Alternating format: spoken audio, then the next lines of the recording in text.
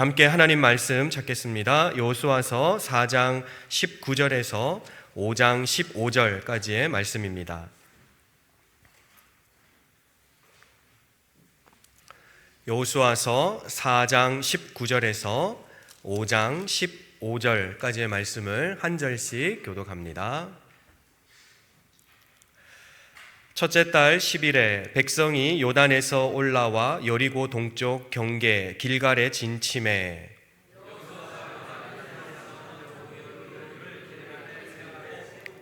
이스라엘 자손들에게 말하여 이르되 후일에 너희의 자손들이 그들의 아버지에게 묻기를 이 돌들은 무슨 뜻이니까 하거든.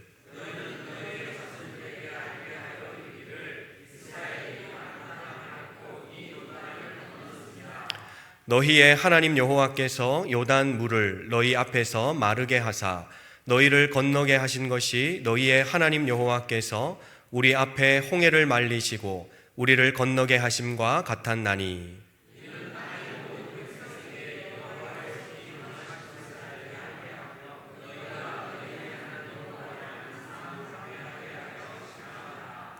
요단 서쪽의 아모리 사람의 모든 왕들과 해변의 가나안 사람의 모든 왕들이 여호와께서 요단 물을 이스라엘 자손들 앞에서 말리시고 우리를 건너게 하셨음을 듣고 마음이 녹았고 이스라엘 자손들 때문에 정신을 잃었더라.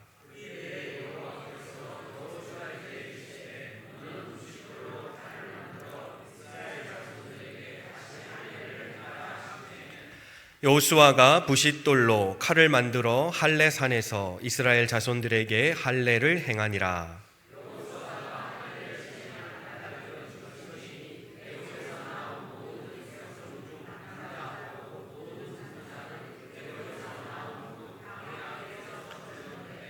그 나온 백성은 다 할례를 받았으나 다만 애굽에서 나온 후 광야 길에서 난 자는 할례를 받지 못하였음이라.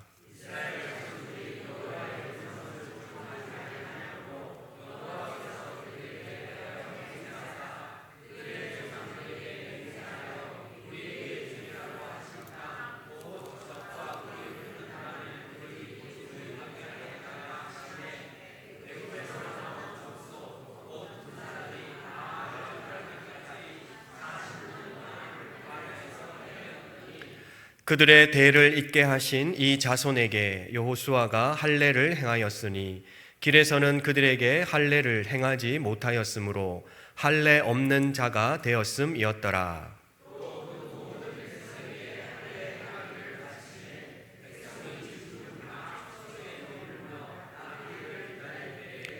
여호와께서 여호수아에게 이르시되 내가 오늘 애굽의 수치를 너희에게서 떠나가게 하였다 하셨으므로 그곳 이름을 오늘까지 길갈이라 하느니라.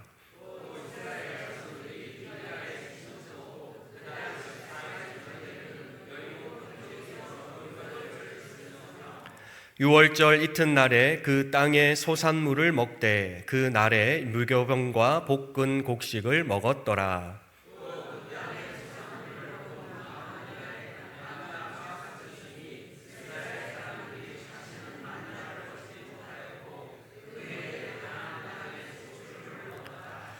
여호수아가 여리고에 가까이 이르렀을 때에 눈을 들어본즉 한 사람이 칼을 빼어 손에 들고 마주 서 있는지라. 여호수아가 나아가서 그에게 묻되 너는 우리를 위하느냐 우리의 적들을 위하느냐 하니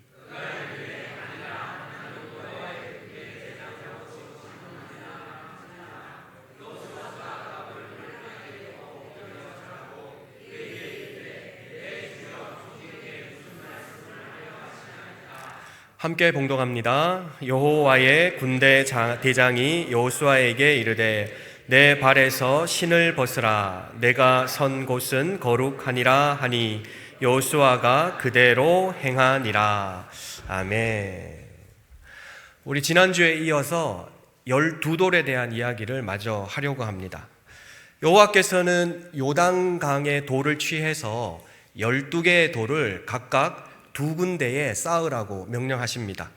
우리가 지난번 봤던 것처럼 한 돌 무더기는 요단강 한가운데, 즉 법궤가 머물러 있었던 그 자리에 세움으로 인해서 마치 고대 사회에서 이 쪼갠 짐승 사이로 지나가는 것을 언약을 맺는 행위로 보았듯이, 마찬가지로 이 갈라진 요단강 사이를 건너는 것으로 언약의 갱신, 즉 너희가 이제는 너희 하나님 여호와를 믿고 가나안 땅에 들어가서 여호와 하나님의 백성답게 살 것을 다시 한번 약속하고 또 그 약속을 갱신한다는 의미에서 요단강 한가운데에 12돌을 쌓았다, 이렇게 말씀을 드렸습니다.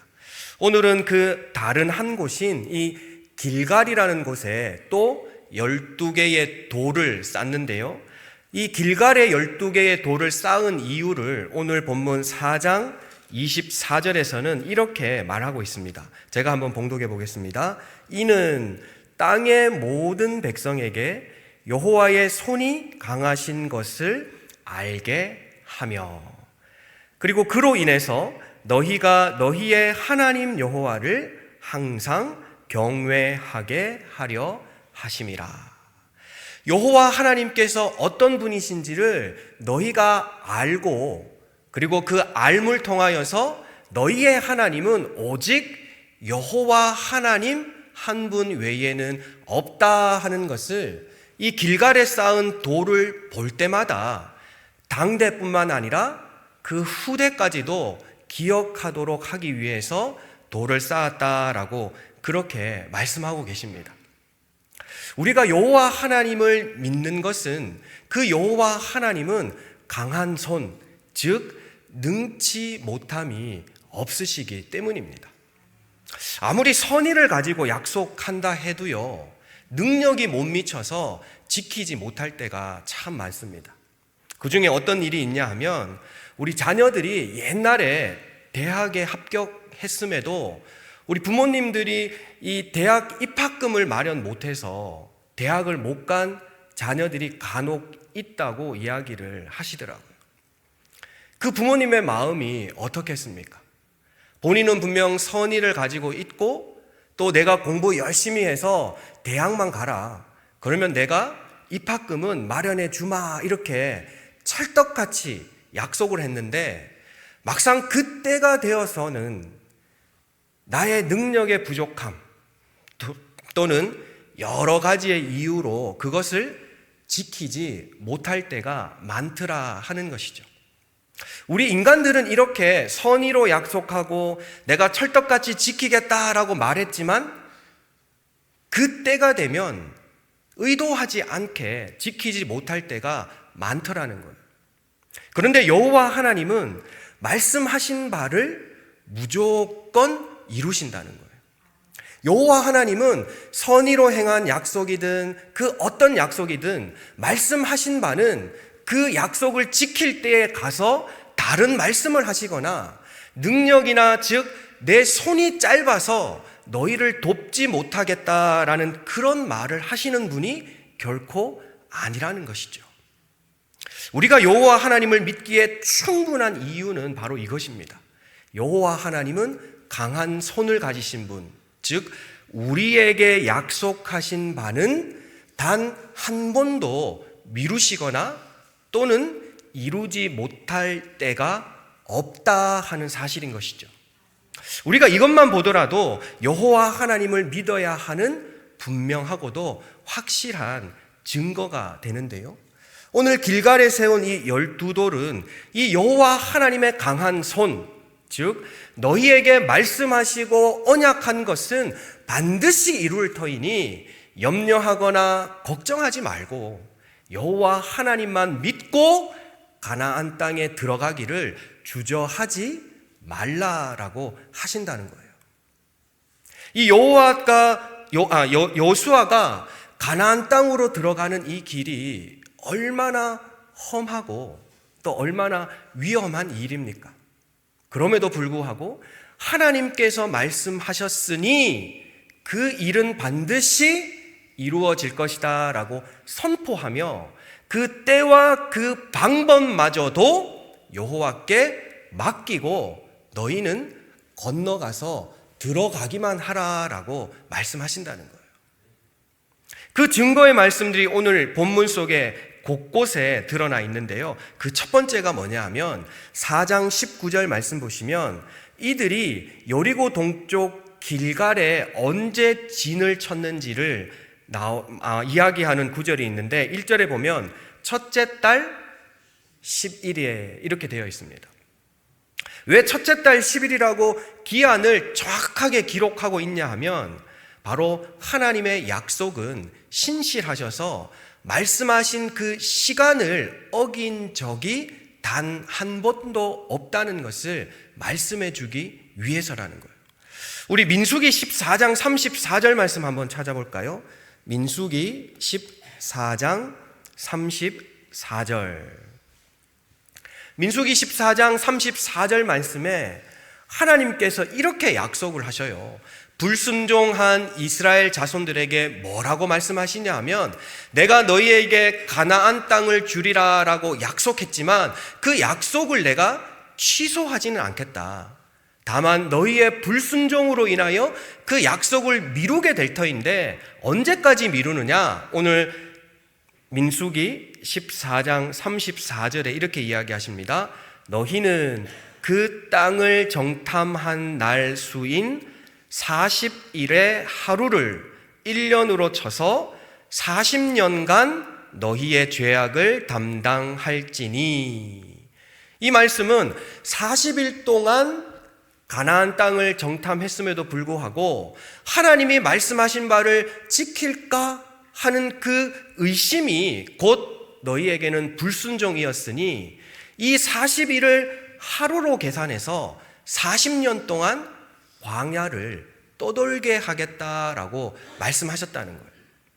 그런데 이 말씀이 왜 하나님의 신실하심과 능치 못함을 나타내는 말씀이냐 하면 우리 출애굽기 12장 말씀으로 한번 다시 되돌아가 볼까요? 출애굽기 12장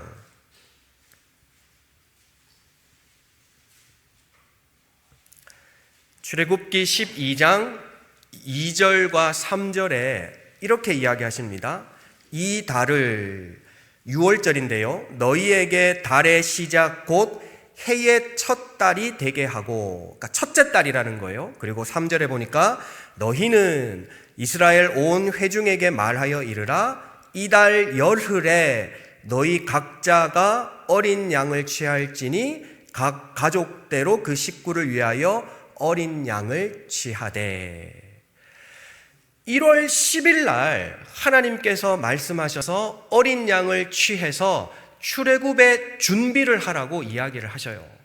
그래서 1월 10일 날 출애굽의 준비를 하고 14일 날 출애굽을 하는데 그 날짜가 40년이 지난 다음에 오늘 여호수아서 4장 19절에 딱 가나안 땅 직전에 도착한 때가 언제라고요? 첫째 달 10일. 조금 더 살을 붙이면 40년이 지난 첫째 달 10일이라는 거예요.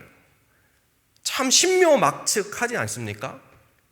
하나님께서 가나안 땅을 들어갈 것이다 라고 말씀하시면서 그 날을 1월 10일로 정하셨는데 그 1월 10일로 정한 그 날짜가 오래전에 출애굽할 때에 약속하신 날짜라는 거예요.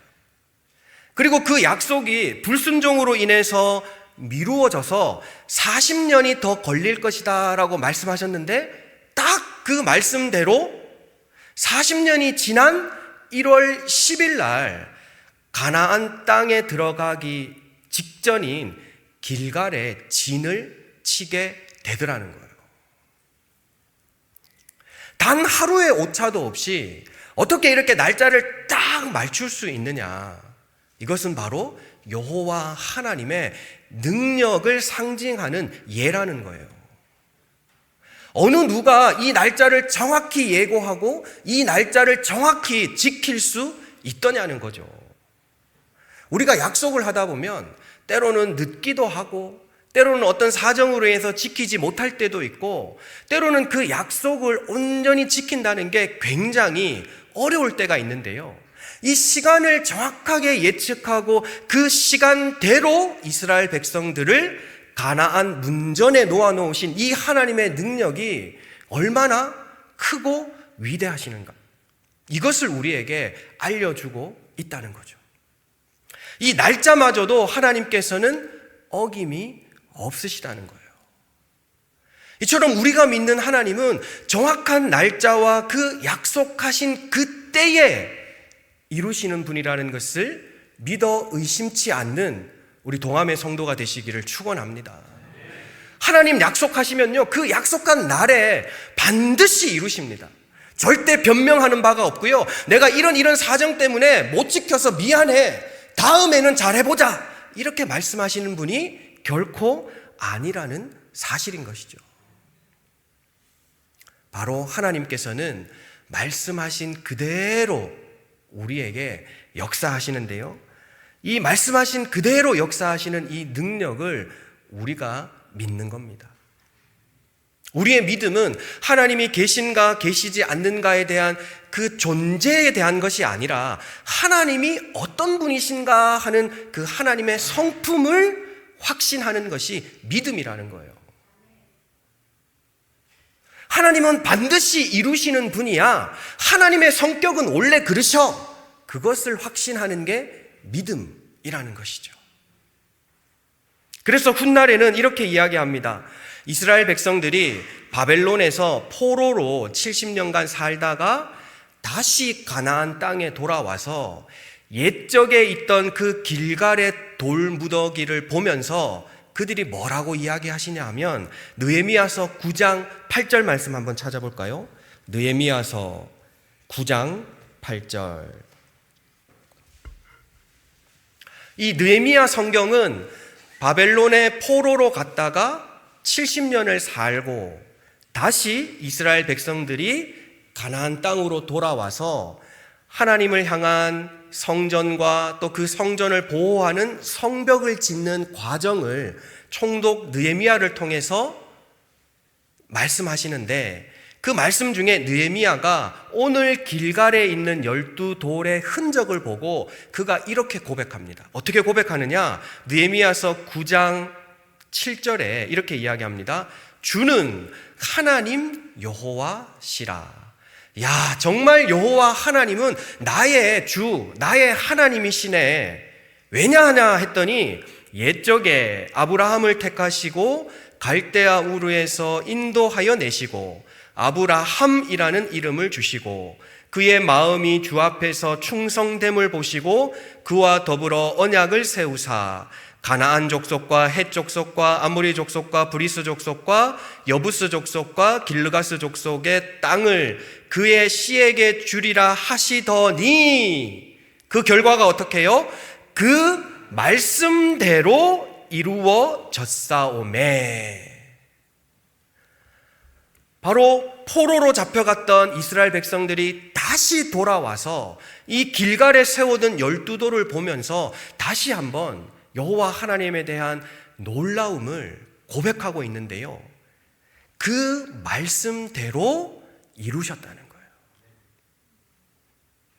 그래서 오늘 본문 말씀에 그 내용이 있죠. 이 돌들로 무슨 뜻이냐고 후손들이 물으면 여호와 하나님은 말이야, 너희와 약속한 바를 반드시 지키는 분이야.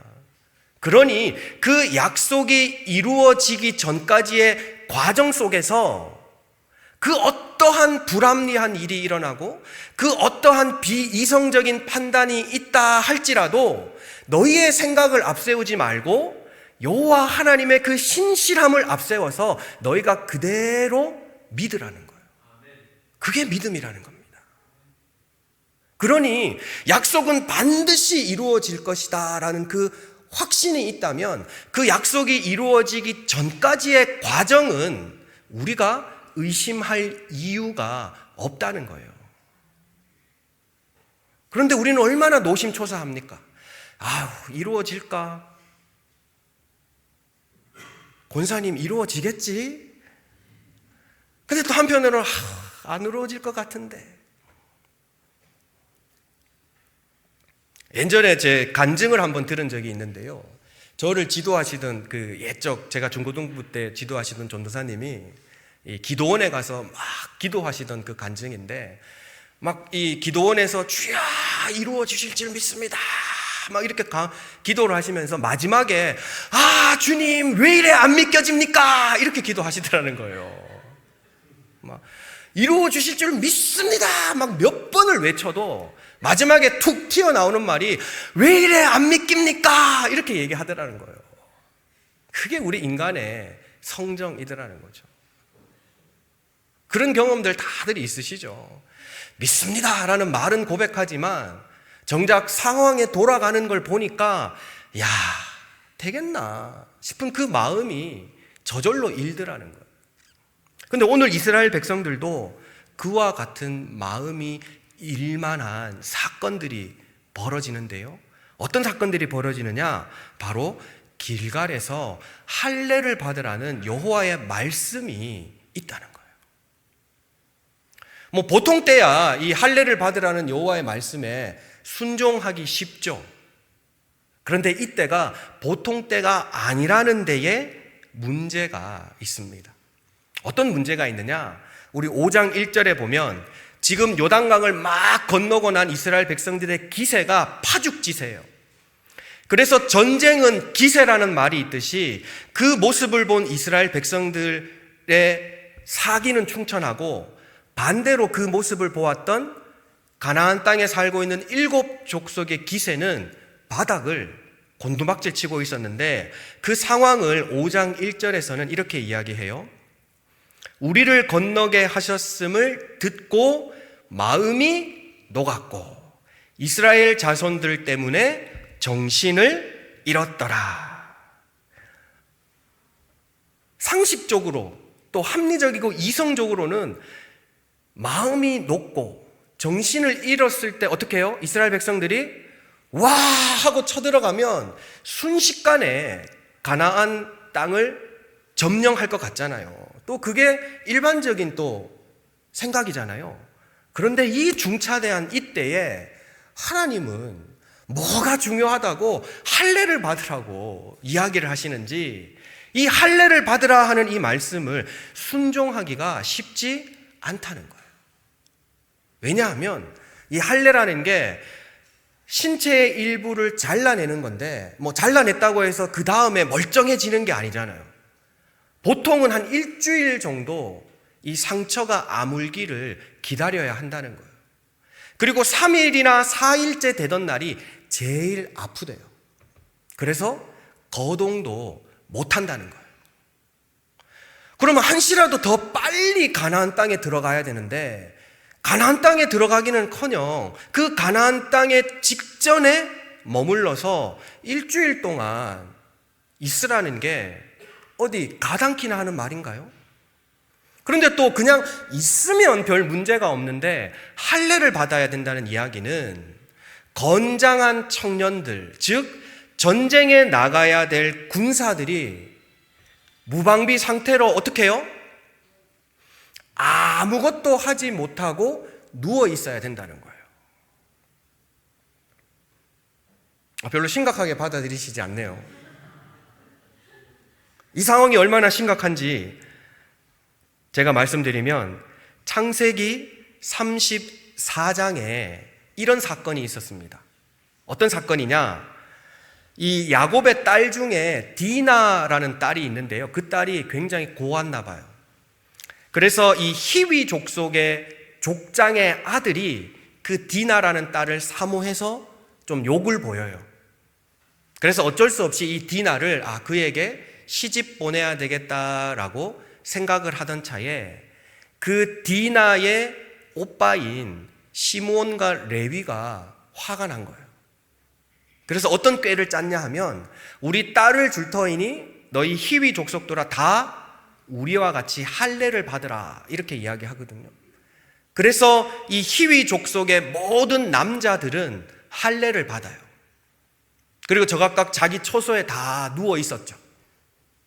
이제 요 일주일만 지나면 결혼하리라 생각하고. 그런데 어떻게 됐게요? 시므온과 레위가 그 할례 받고 누워있는 히위 족속의 모든 남자들을 다 죽여버린다는 거예요. 어떻게 그럴 수 있었을까요? 할례를 받았으니 일주일 동안 꼼짝을 못하니까 그냥 두 사람이 막 이 진영 저 진영을 다니면서 죽이는 게 일일 정도로 쉽게 히위 족속을 몰살시켜 버리더라는 거예요. 이스라엘 민족은 이와 같은 기억이 있었기 때문에 이 할례를 받는다는 게 단순히 하나님의 말씀에 순종하는 것이긴 하지만 그 때가 적절한가에 대해서는 의심을 품기 쉬웠다는 거예요. 아닌 말로 우리 할례 받아서 다 누워 있는데 가나안 족속의 한 부족이라도 와서 그냥 누워 있는 그 상태로 이스라엘 모든 민족들이 아무런 저항 없이 꼼짝없이 죽을 수도 있잖아요. 그러니 이 할례를 받는 이 상황이 가히 납득이 되더냐 하는 것이죠.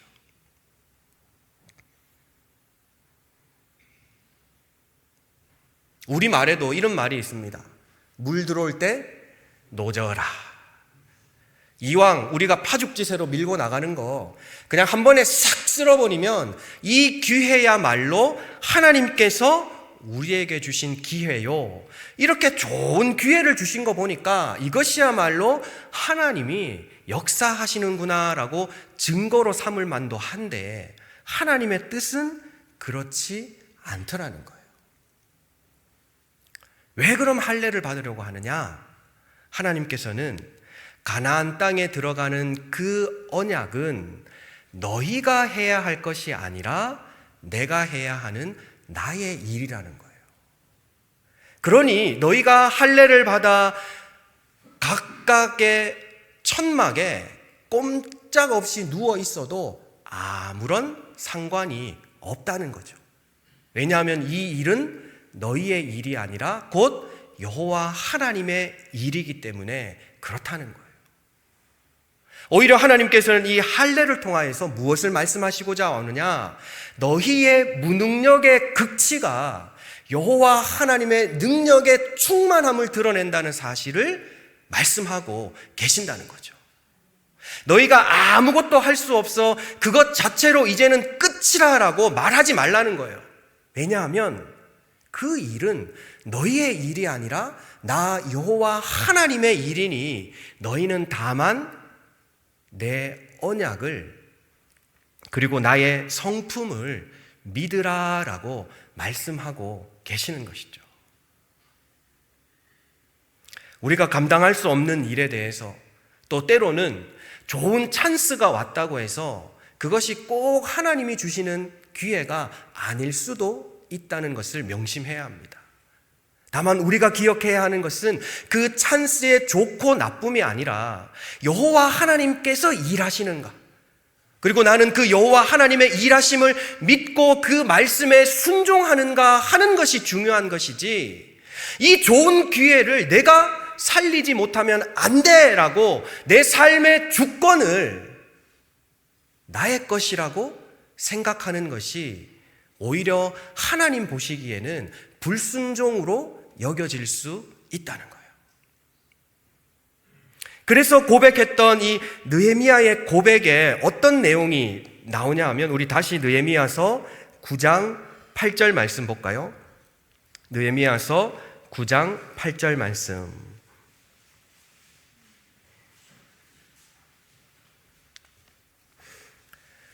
(9장 8절) 하반절에 그 말씀대로 이루셨사오매 라고 말하면서 이 말씀대로 이루시기 전에 8절 첫 구절에 이 말이 나와요. 그의 마음이 주 앞에서 충성됨을 보시고. 바로 이스라엘 백성들의 마음이 여호와 하나님 앞에서 충성되었다는 거예요. 바로 여호와 하나님 앞에서 이스라엘 백성들이 충성됨을 보셨기 때문에 하나님께서 그 말씀하신 바대로 행했다라고 이야기하는데요. 이 충성이라는 말이 열심히 일했다, 뭔가 하나님께서 맡겨주신 사명을 잘 수행했다라는 말의 의미가 아니라 우리가 자주 교회에서 고백하는 단어예요. 뭘까요? 아로 시작합니다. 아멘. 이 충성됨이라는 단어의 원어가 아만이거든요. 그거를 변형해서 우리가 아멘이라고 그렇게 부르는데, 이 9장 8절 말씀은 이런 거예요. 그의 마음이 주 앞에서 충성됨을 보시고 라는 이 말은, 내가 너와 언약을 맺고 너희에게 이 가나안 땅을 주겠다라고 하나님께서 말씀하실 때 아브라함이 했던 것은 단 한 가지 행동밖에 없다는 거예요. 무엇이라고요? 아멘 했다는 거예요. 그 말씀대로 될 줄로 믿습니다 라고 고백했더니 9장 8절 하반절에 그 말씀대로 이루셨다는 거예요. 아멘이라는 고백이 이러한 능력이 있는 거예요. 아멘이라는 말은 히브리 말인데 우리말로 번역하면 그 말씀대로 될 줄로 믿습니다 하는 나의 신앙 고백의 짧은 표현이라는 거죠. 그러니 하나님께서 하시겠다 하는 그 말씀에 아멘으로 응답하는 저와 성도님들 되시기를 소망합니다. 그러면 하나님께서 분명히 약속하셨으니 그 기한과 때가 단 1초 1분이라도 어김없이 지켜주실 줄로 확신합니다.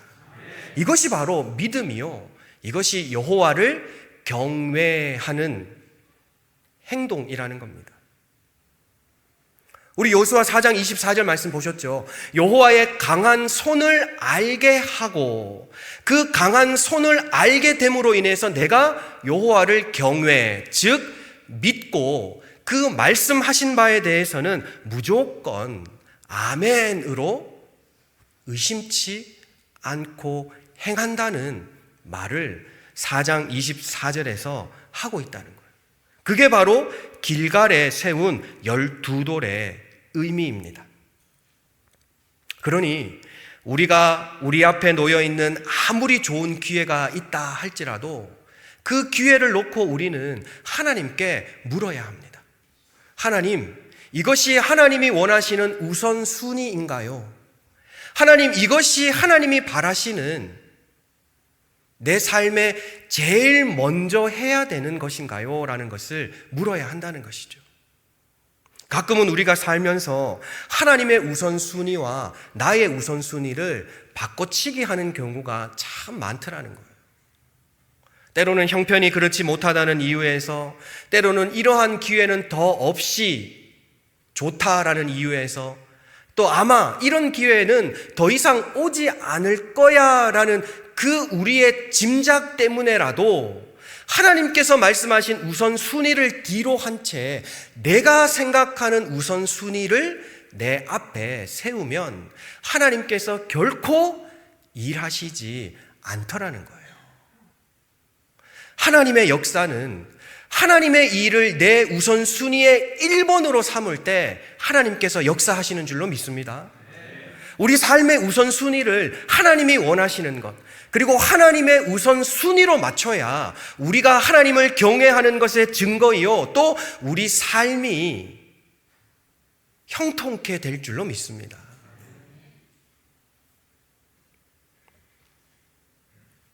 우리의 모든 삶의 주도권을 하나님께 드리자는 거예요. 그리고 어떻게 되는지를 보시라는 거예요. 야곱의 형제들이 요셉을 죽이기로 모의하고 요셉에게 하는 말이 있습니다.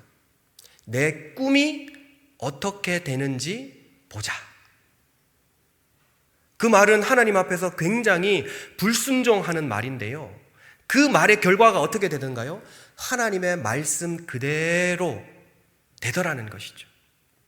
요셉이 꿈꾸었던 두 번의 그 꿈은 하나님께서 주신 말씀인데, 내가 그 꿈대로 되리라라고 하나님께서 약속하셨는데 그 형제들은 그 꿈대로 되는가 보자라는 그 불순종의 말을 하더라는 거예요. 그게 하나님을 무시하는 것이요, 하나님을 경외하지 않는 모습인 것이죠. 하나님을 경외하고 하나님의 말씀 앞에 순종하는 삶은 단편적인 한 말씀 한 말씀을 지키는 것이 아니라 내 삶의 모든 결정권을 하나님께 내어드리는 거예요. 어떤 일에 대해서 내가 그 하나님의 말씀대로 행하는 그 하나의 사건을 말하는 것이 아니라 내 삶의 모든 과정과 내 삶을 통틀어서 여호와 하나님께 맡겨드리는 것. 그리고 그 하나님의 때와 방법에 따라서 그 일이 이루어지기를 믿고 확신하는 것이 믿음이라는 것이죠. 하나님께서는 이 믿음을 다시 한번 이스라엘 백성들에게 요청하시고 그것을 확인하신 후에 가나안 땅에 들어가게 하시는데요. 만약 이러한 확신이 없다면 여리고 성은 점령하지 못하기 때문입니다. 우리는 여리고 성과 아이 성이라는 이 극명한 대조를 이루는 이 두 성의 공통적 요소가 뭐죠? 하나님의 말씀을 믿고 갔던 데는 점령을 했지만 하나님의 말씀에 불순종하고 갔던 데는 여김없이 실패했다는 사실을 우리는 알고 있잖아요. 바로 그런 것처럼 하나님께서는 다시 한번 우리에게 너희는 나를 여호와 하나님으로 믿고 경외하여라. 다른 말로 말씀하시면 아멘 하여라. 그것을 다시 한번 가르쳐주는 말씀이 오늘 5장 13절에서 15절까지의 말씀이라는 거예요. 오늘 13절 말씀 보니까 이제 여호수아가 본격적으로 여리고 성을 점령하기 위해서 여리고에 가까이 갔는데 그때에 그의 눈에 들어온 칼을 찬 한 사람이 있었다는 거예요. 깜짝 놀랐겠죠. 혹시 가나안 땅의 장수인가? 그래서 그가 이렇게 묻습니다. 너는 우리를 위하느냐? 우리의 적들을 위하느냐? 참 일리 있고 합리적인 질문이죠. 뭐 틀린 얘기도 아니잖아요. 그러면 이 대답은 어떻게 나와야 됩니까? 만약 여호수아의 편이면 나는 너희 편이라 라든지 아니면 나는 저 가나안 족속의 편이라 이렇게 말을 해야 될 텐데 그 대답이 뜻밖의 대답을 하는데요. 14절에 그가 이르되 뭐라고요? 아니라. 뭐 어쩌란 말입니까?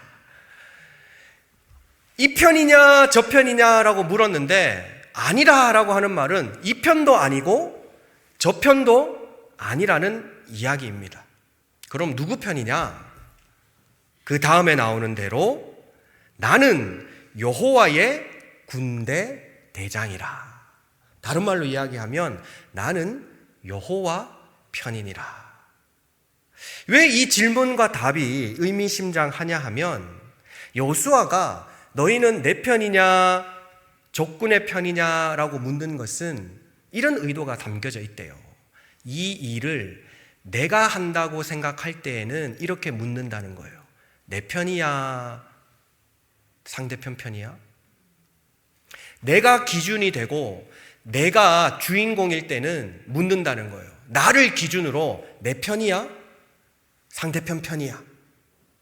그런데 여호와 군대 대장은 너희 편도 아니고 적군 편도 아니라 여호와 하나님 편이다라고 말하는 이유는 이 일을 주도하시고 이 일을 이끄시는 분이 여호와 하나님이라는 그 주도권이 누구에게 있는지를 알려주는 구절이기 때문에 나는 너희들 편이 아니야. 나는 여호와 하나님께서 하시는 일의 편에 선 사람이야 라고 말한다는 거예요. 이 이야기는 우리에게 참 의미심장한 구절인데요. 내가 교회를 섬기고 내 삶을 하나님께 드리는 것은 내 일을 하는 것이 아니라 여호와 하나님을 하는 것이죠. 그러니 어찌 보면 내가 여호와 하나님 편이어야 하는 것이지 여호와 하나님이 내 편이 되어서는 안 된다는 거예요. 왜냐하면 내 일을 잠깐 필요할 때만 여호와 하나님께서 도와주시는 분이 아니라는 것이죠. 그것은 자신의 삶의 주도권을 여호와 하나님께 내어드리는 것이 아니라 그 주도권은 내가 꽉 쥐고 있고 내가 계획한 대로 필요할 때 하나님께서 나를 잠깐만 도와주시면 됩니다라는 말처럼 들린다는 거예요. 그런데 오늘 여호와의 군대 대장의 말은 내가 너희가 필요할 때 잠깐 도와주는 그런 여호와 하나님이 아니라 너희야말로 여호와 하나님이 일하시는 그때에 너희가 여호와의 편이 되어야 한다라는 말씀을 하고 계시는 거죠. 너희 삶의 주도권을 여호와 하나님께 다 내어 드리라는 거예요. 그러면 여호와 하나님께서 일하시고 그 일하심은 반드시 이루어진다는 거예요. 그래서 이 여호와 하나님께 너의 삶의 주도권을 온전히 넘겨라 하는 그 말의 행동으로 오늘 15절에 이렇게 이야기합니다. 내 발에서 신을 벗으라. 이 신을 벗는다는 것은요, 권리를 이양하다, 책임을 주다라는 말입니다. 이 말의 기원이 어디서 왔냐 하면 우리 룻기로 가보셔야 되는데, 룻기 한번 찾아볼까요? 룻기 4장 7절과 8절 말씀입니다. 룻기 4장 7절과 8절 말씀.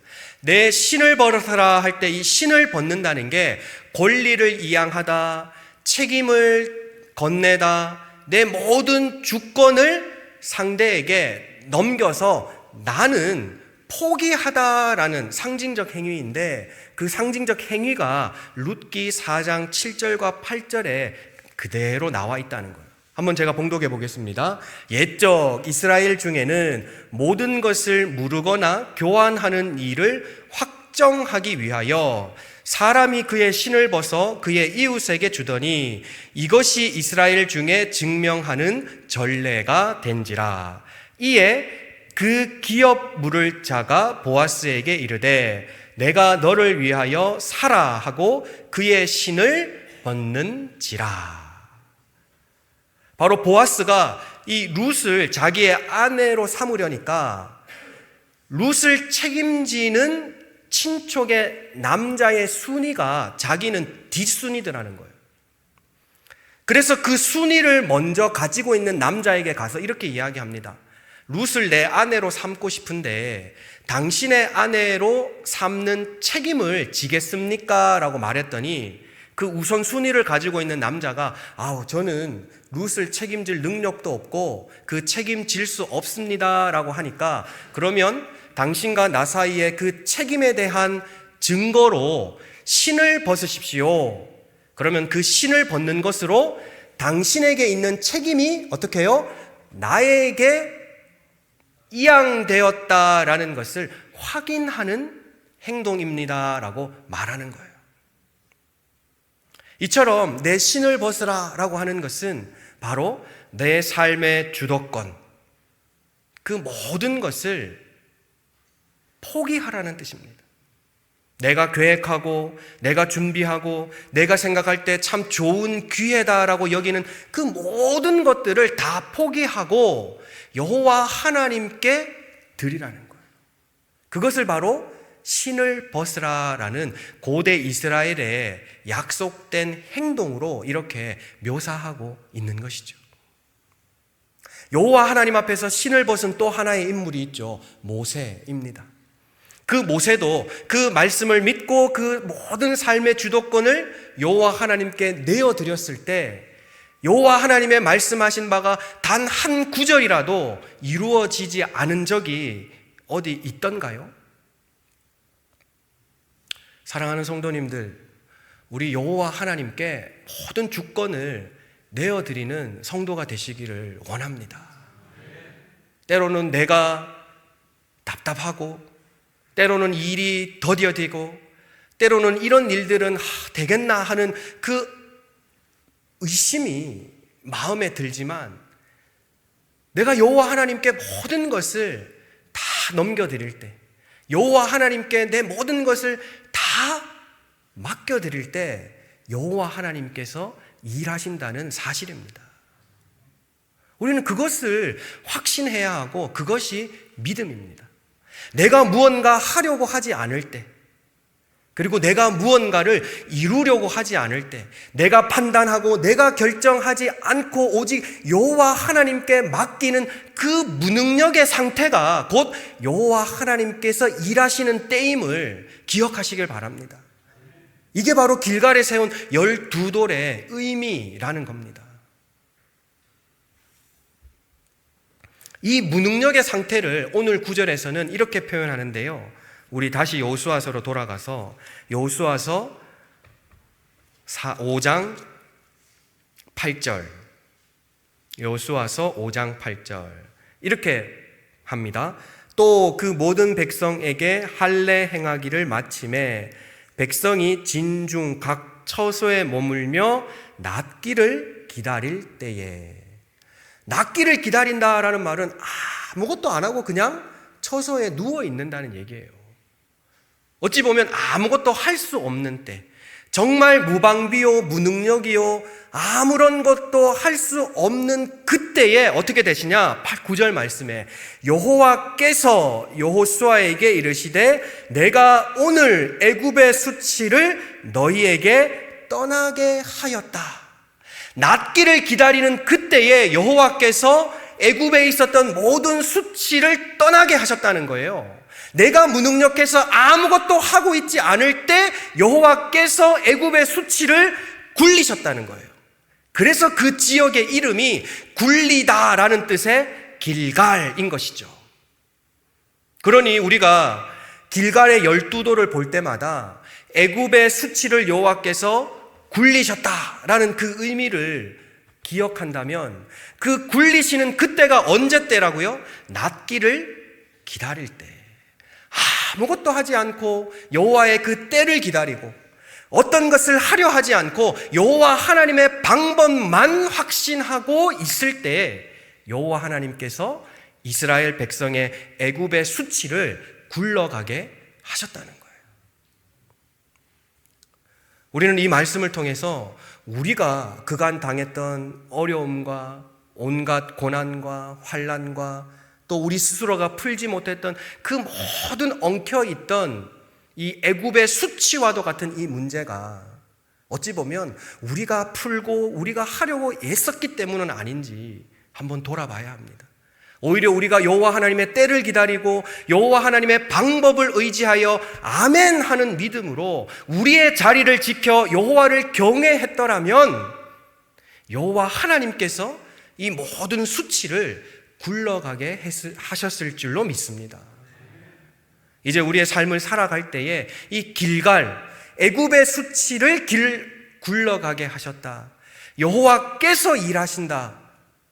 그러니 나의 예씀과 나의 수고와 나의 주권을 하나님께 맡겨드리는 저와 성도님들 되시기를 소망합니다. 그래서 이 구약의 설교를 아주 잘하시는 이 대가가 구약 성경을 한마디로 요약해 보십시오라는 질문에 뭐라고 대답하셨냐면 구약 성경은요, 창세기부터 말라기까지 우리를 향한 하나님의 열심에 대한 기록입니다라고 이렇게 정리를 하셨어요. 그러고 보니 그 말씀이 딱 맞아요. 어찌 보면 이 창세기부터 말라기까지에 나온 모든 사건들이 하나님의 일하심, 그리고 그 하나님께서 우리를 위해서 열심을 내고 계시는 그 일을 기록해 내온 성경이 구약 성경이더라는 거예요. 우리가 이 말씀을 통해서 일하시는 하나님, 우리를 위해 열심을 내시는 그 하나님을 경외하는 저와 성도님들 되시기를 다시 한번 주님의 이름으로 축원합니다. 기도하겠습니다. 하나님 아버지, 우리가 할 수 있는 것이 없고 또 할 수 없음을 고백하며 묵묵히 하나님의 때를 기다립니다. 하나님께서 그 때에 그 방법으로 온전히 우리의 모든 수치를 굴러가게 하여 주실 줄로 믿사오니 오직 여호와 하나님의 일하심과 그 열심에 아멘으로 순종하는 우리 모두가 되게 하여 주시옵소서. 모든 말씀 예수님의 이름으로 기도합니다. 아멘.